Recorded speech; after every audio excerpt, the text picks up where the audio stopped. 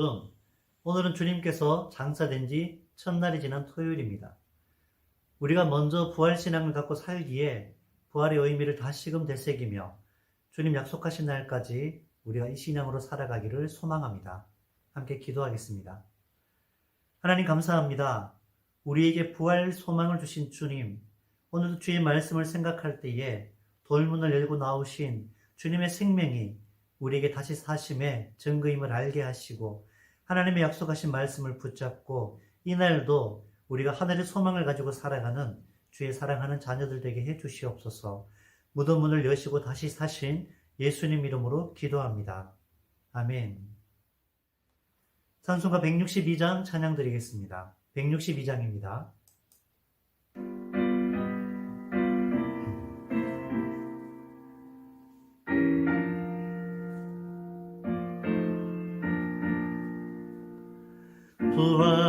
부활하신 구세주 나 항상 섬기네.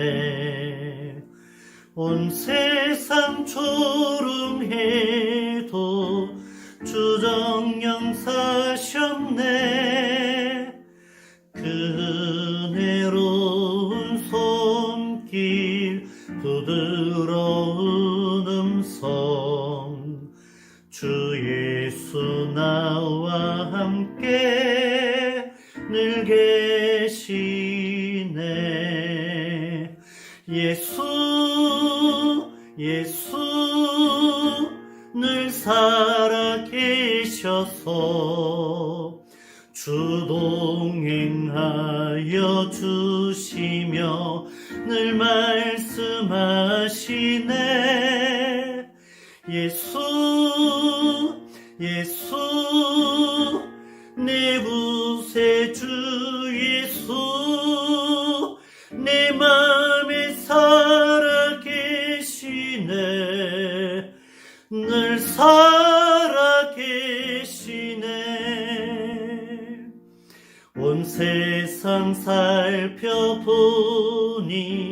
주 사랑 알겠네. 내 맘이 아플 때도 주 사랑 알겠네. 이 세상 풍파의 길 힘주시는 주님 주 다시 영광 중에 곧 오시네. 예수 늘 살아 계셔서 주 동행하여 주시며 늘 말씀하시네. 예수 내 구세주 예수 내 맘에 살아계시네. 늘 살아계시네. 주 믿는 성도들아 다 기쁜 노래로 주 예수 우리와 함께 다 찬양 드리세. 이 세상 소망이요 참 친구 되시는 주 예수 영원토록 찬양하세. 예수 늘 살아 계셔서 주 동행하여 주시며 늘 말씀하시네. 예수 내 구세주 예수 내 맘에 살아 계시네. 늘 살아 계시네. 아멘. 이 시간 주시는 말씀은 요한복음 19장 30절과 마가복음 16장 1절에서 6절입니다. 먼저 요한복음 19장 30절 합독하겠습니다. 예수께서 신 포도주를 받으신 후에 이르시되 다 이루었다 하시고 머리를 숙이니 영원히 떠나가시니라. 마가복음 16장 1절에서 6절 합독하겠습니다. 안식일이 지남에 막달라 마리아와 야고보의 어머니 마리아와 또 살로메가 가서 예수께 바르기 위하여 향품을 사다 두었다가 안식 후 첫날 매우 일찍이 해돋을 때에 그 무덤으로 가며 서로 말하되 누가 우리를 위하여 무덤 문에서 돌을 굴려주리요 하더니 눈을 들어 본즉 벌써 돌이 굴려져 있는데 그 돌이 심히 크더라. 무덤에 들어가서 흰옷을 입은 한 청년이 우편에 앉은 것을 보고 놀라매 청년이 이르되 놀라지 말라. 너희가 십자가에 못 박히신 나사렛 예수를 찾는구나. 그가 살아나셨고 여기 계시지 아니하니라. 보라, 그를 두었던 곳이니라. 아멘. 예수님은 십자가에 달리시기 전 유대인들로부터 쓸개탄 포도주를 받았으나 입만 대시고 맞쓰지 않으십니다. 이것은 마취제 역할을 하는 모략이 들어있는 포도주였습니다. 예수님은 인간의 모든 죄의 무게를 온몸으로 받아내시기 위하여 마취제가 든 포도주를 거절하셨습니다. 십자가의 죽음의 고통을 피하지 않으시고 영과 혼과 육으로 모두 다 느끼셨습니다.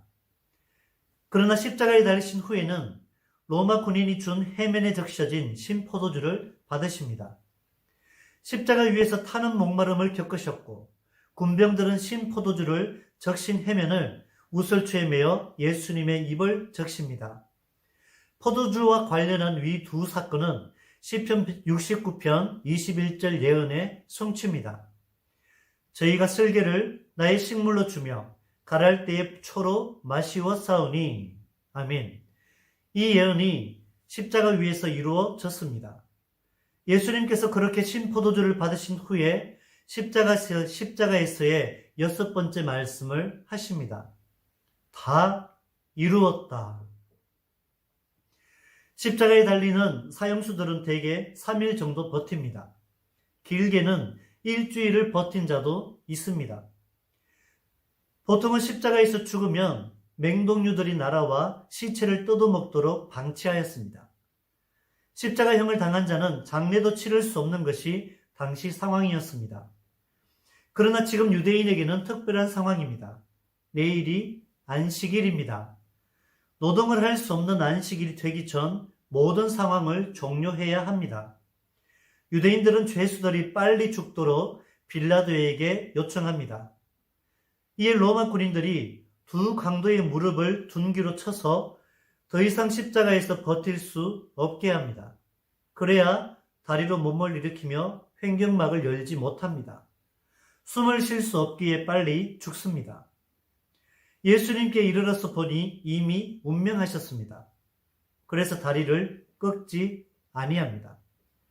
뼈 하나도 꺾이지 않으심 또한 출애굽기 12장 46절의 성취입니다. 한 집에서 먹되 그 고기를 조금도 집 밖으로 내지 말고 뼈도 꺾지 말지며. 이스라엘은 어린 양의 피를 문자와 임방에 바르고 뼈를 꺾지 않은 채 어린 양의 고기를 먹고 애굽을 빠져나와 자유의 몸이 되었습니다. 이처럼 예수님께서 우리를 위하여 살이 찢기심으로 생명길을 여셨고 흘리신 피가 우리를 죄에서 정결케 하셨으며 그 뼈가 하나도 꺾이지 않으심으로 여기 십자가에서 구약의 예언을 모두 성취하셨습니다. 그래서 다 이루었다 하셨습니다. 십자가는 성취입니다. 한 군인이 이미 운명하신 주님의 옆구리에 깊이 창을 찔러 넣습니다. 이미 운명하신 터라 옆구리에서 고인 피와 물이 쏟아져 나옵니다. 사내들인 공예원인 아리마대 요셉과 니고데모가 예수님의 시신을 받아 장례합니다. 예수님의 시신은 아리마대 소유의 요셉의 소유인 돌무덤에 안치됩니다. 누가복음 23장은 그의 안식일이 다 되었다고 기록합니다. 예수님은 금요일 오후 3시에 죽으셨고 안식일은 금요일 저녁 6시부터이니 이 3시간 안에 예수님의 시신을 거둬들여야 합니다. 그래서 예수님의 시신을 내리는 대로 세마포로 쌓아 돌무덤에 안치한 것입니다. 이렇게 안식일 이전에 장례가 빠르게 종결됩니다. 온 세상이 조용해졌습니다. 주를 따르던 모든 이들은 깊은 절망과 탄식에 빠졌습니다. 이제 토요일 저녁 6시가 됩니다. 안식일이 지나자 예수님의 십자가 죽음을 지켜보았던 여인들의 손이 빨라집니다. 죽을 만큼 슬퍼도 할 건 해야 하기 때문입니다. 예수님의 시신에 바를 향품과 기름을 사두는 등 여러 가지 채비를 합니다. 여인들은 안식 후 첫날 아침 매우 일찍 무덤을 찾기로 계획합니다.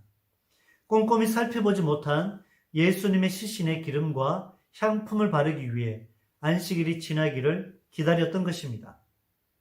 여인들은 예수님께서 죽으신 지 3일째 되던 날 이른 아침에 길을 났습니다.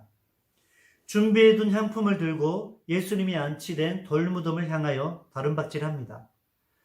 예수님을 향한 지극한 사랑을 향품에 담아 미비했던 장사 절차를 마무리하는 것, 이것이 예수님에게 할 수 있는 마지막 도리라 여깁니다. 그런데 가는 길에 세 여인은 심각한 걱정에 빠집니다. 누가 우리를 위하여 무덤 문을 열어줄까입니다. 자신들의 힘으로는 도저히 그 크고 무거운 돌문을 열 수 없습니다. 4절은 돌이 심히 컸다고 알려줍니다. 당시 돌무덤은 돌문과 입구의 틈새에 진흙을 이겨 봉한 후에 진흙에다 도장을 찍어 당국의 허락 없이는 아무도 열 수 없도록 되어 있었습니다. 그리고 시신을 훔쳐갈 수 없도록 잘 훈련된 로마 군인이 사교대로 무덤을 지키고 있기에 돌문을 여는 것은 불가능한 것입니다. 이런 근심에 쌓인 채 무덤에 이르렀습니다. 그런데 눈을 들어본 적 돌문이 굴려져 있는 것입니다.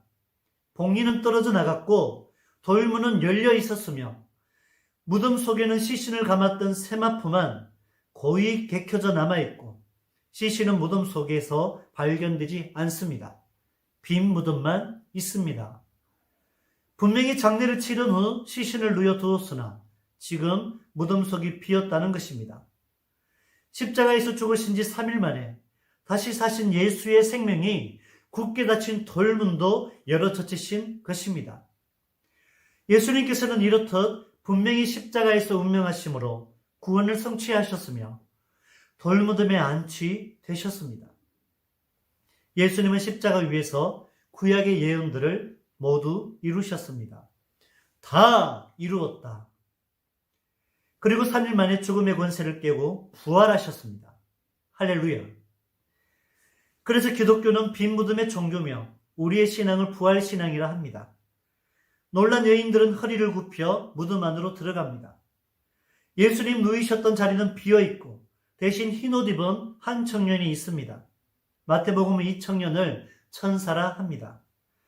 예수님의 시신이 누이셨던 그 오른편에 앉은 천사가 말합니다.